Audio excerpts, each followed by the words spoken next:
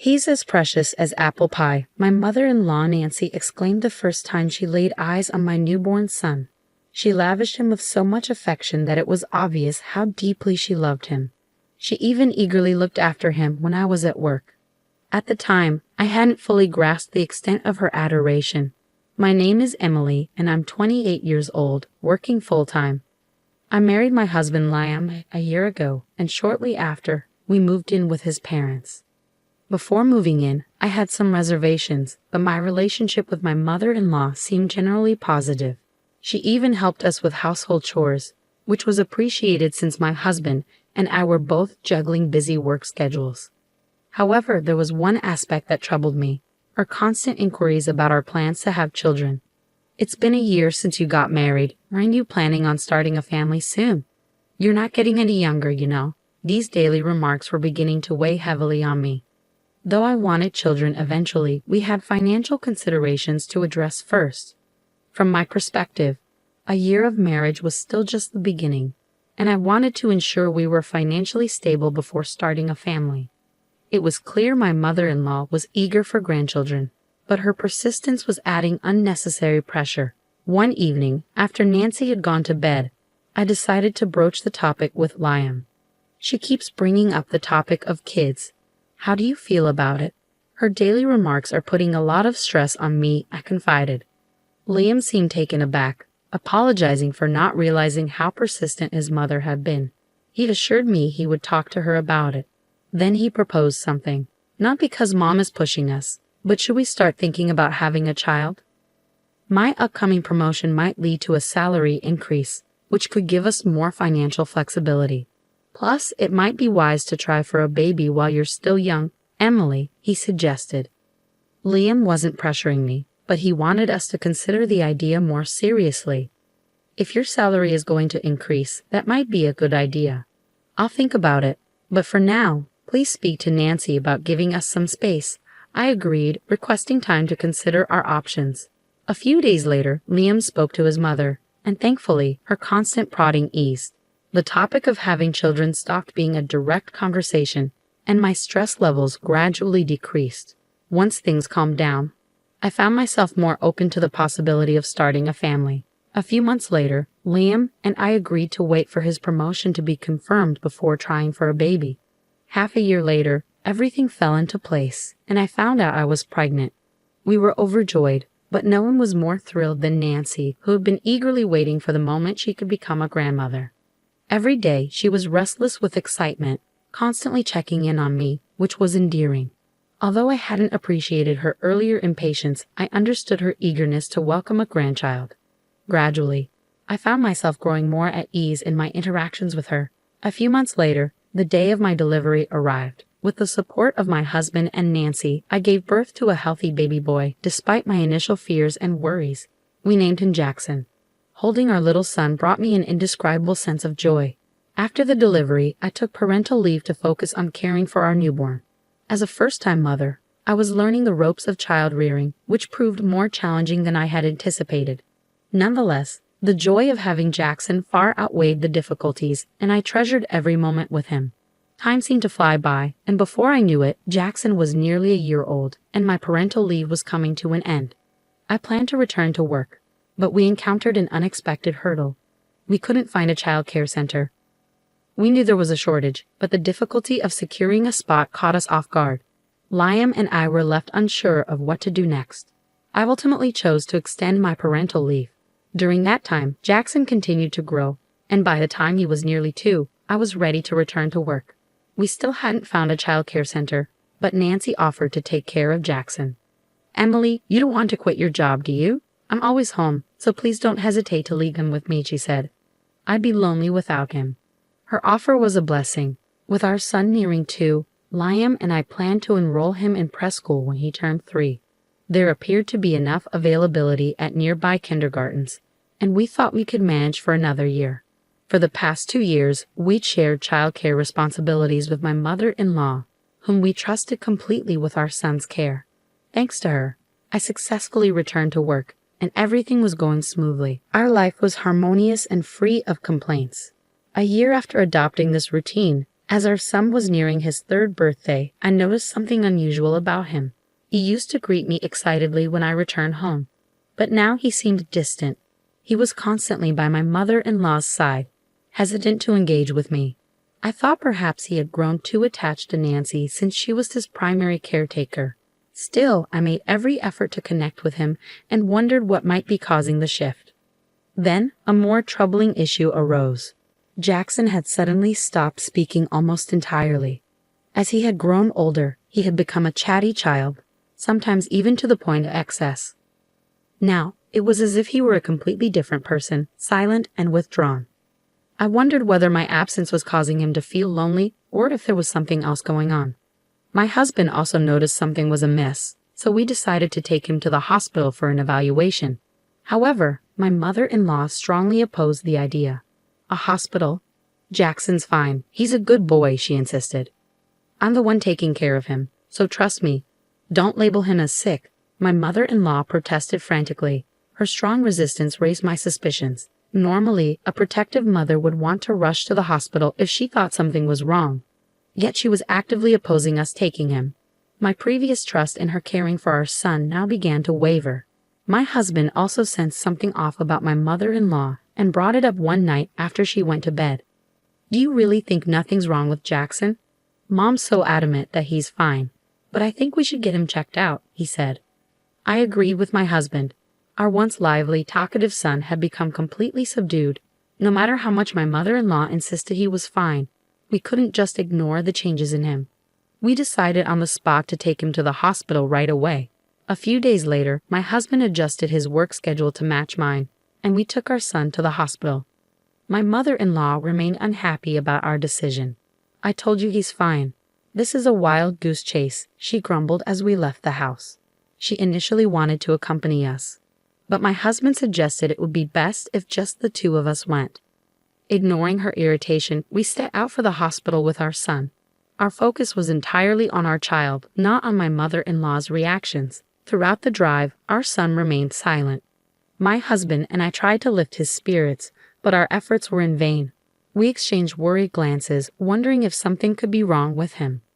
Once we arrived at the hospital, our son underwent a series of tests while my husband and I anxiously awaited the doctor's diagnosis. We were prepared to accept any result calmly, but the doctor's findings were unexpected. Despite the numerous tests, the doctor found no physical abnormalities in our son. A sense of relief washed over us, but it left us puzzled. What had caused our son to change so dramatically? To our questions, the doctor suggested it could be something psychological. My husband and I discussed various possibilities on our way home from the hospital, but couldn't come to any definitive conclusions. As soon as we arrived home, my mother-in-law, as if lying in wait, immediately asked about the test results. When we told her there were no physical issues, she responded with a triumphant, "See, I told you so." We deliberately refrained from mentioning the possibility of a psychological aspect, knowing she would likely cause a fuss over it.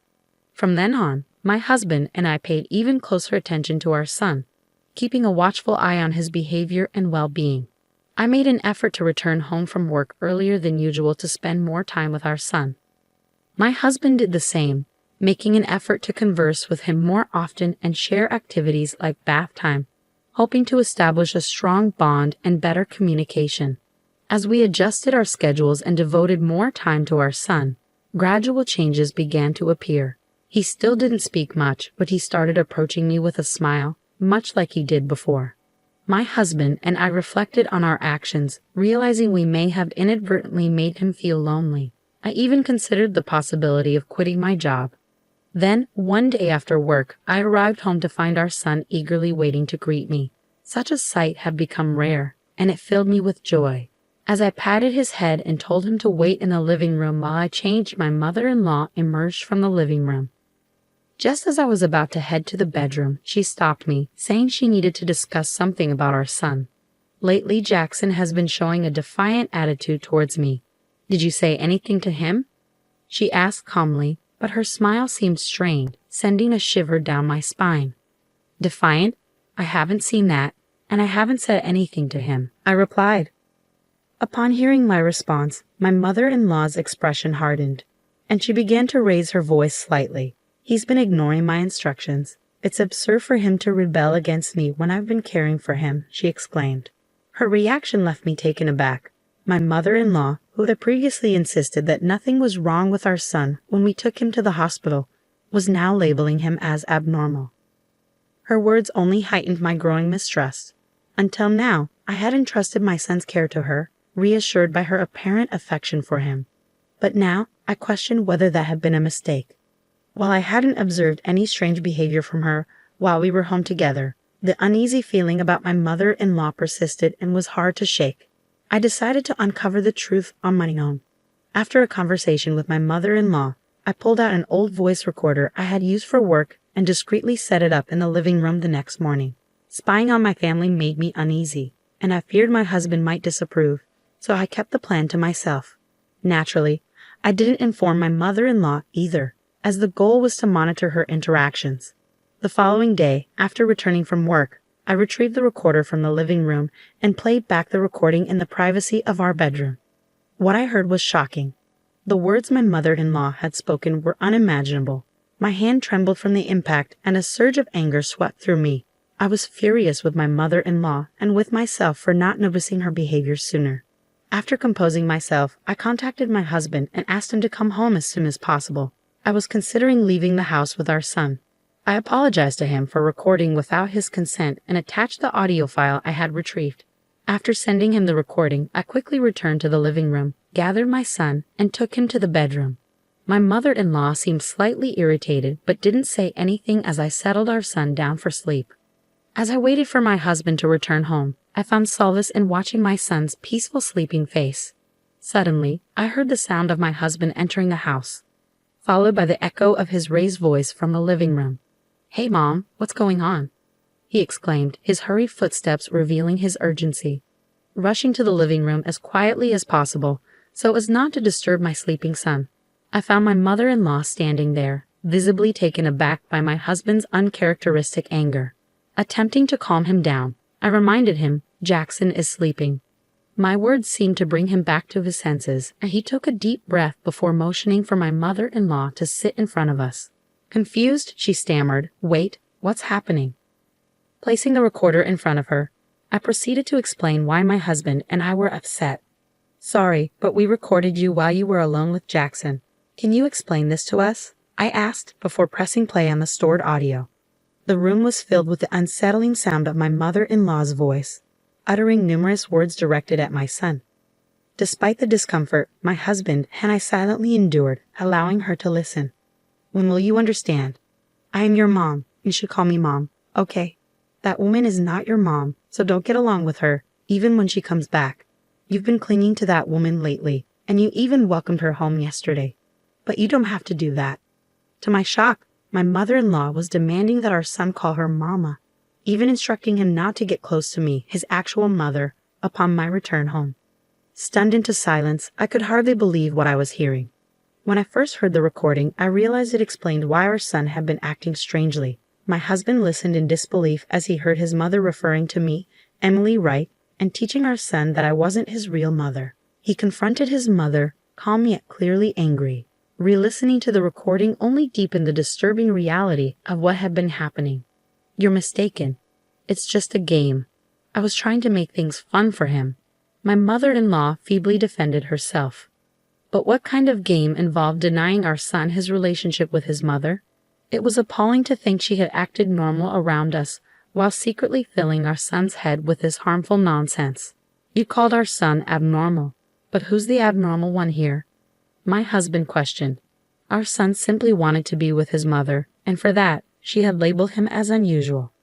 "Is this your idea of a game?" he pressed. "Do you really think such an excuse will work? Explain yourself." My usually gentle husband confronted his mother with a stern expression, demanding an explanation. Cornered, she remained silent, keeping her head down.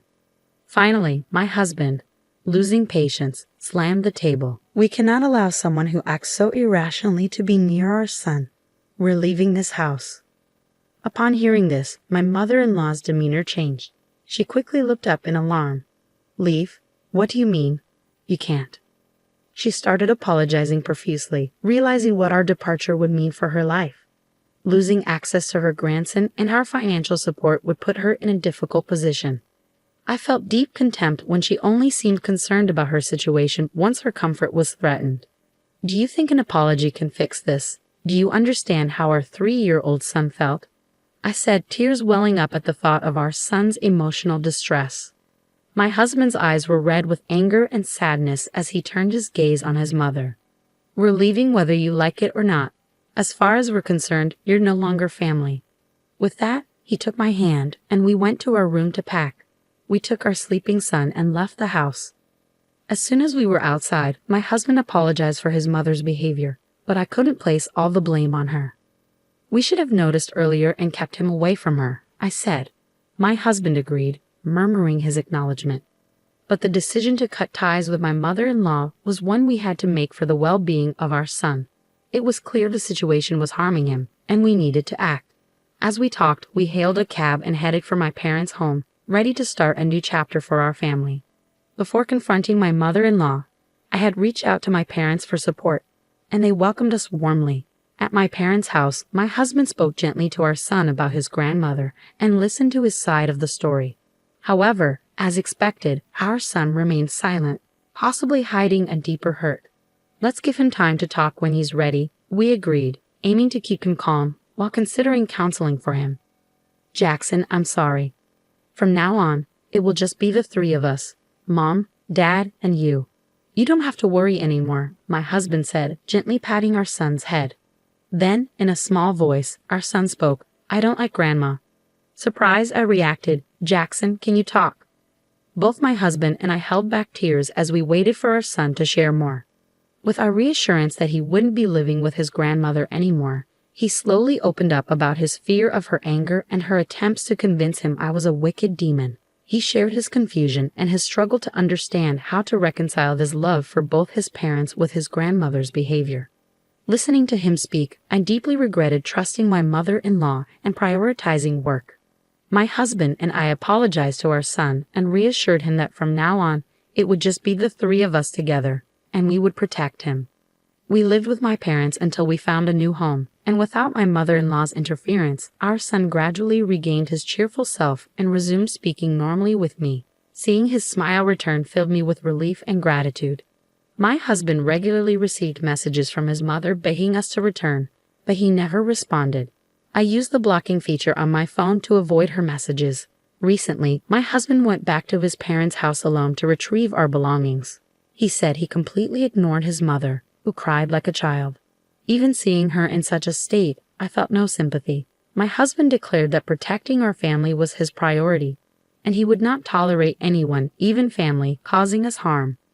I was deeply grateful for his quick actions to protect our son. Living with my precious family is my greatest happiness. Eventually, my husband severed all contact with his mother, and we moved to a new home. We arranged with a relative to notify us if anything happens to her, and according to them, she's become increasingly depressed, spending her days alone in her large house. Meanwhile, we moved to a secure condominium and began our new life. I left my job to spend more time with our son, and together, my husband and I focused on supporting our son's mental health. As a result, our son seems back to his energetic self. Sometimes he can be a handful, but I find it endearing. I want to continue watching over my husband and son to ensure that our son never has to endure such difficulties again, as that is our greatest happiness.